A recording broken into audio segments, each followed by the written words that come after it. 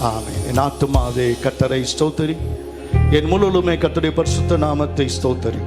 என் ஆத்துமாவே கர்த்தரை ஸ்தோத்திரி, கர்த்தர் செய்த சகல உபகாரங்களையும் மறவாதே. கர்த்தராகிய இயேசு கிறிஸ்துவின் கிருபையும் பிதாவாகிய தேவனுடைய அன்பும் பரிசுத்தாவியானுடைய அந்யோன்ய ஐக்கியம் நம் அனைவரோடும் உலகில் உள்ள எல்லா பரிசுத்தவான்களோடும் கர்த்தருடைய வருகை மட்டும் என்றென்றும் நிலைத்திருப்பதாக.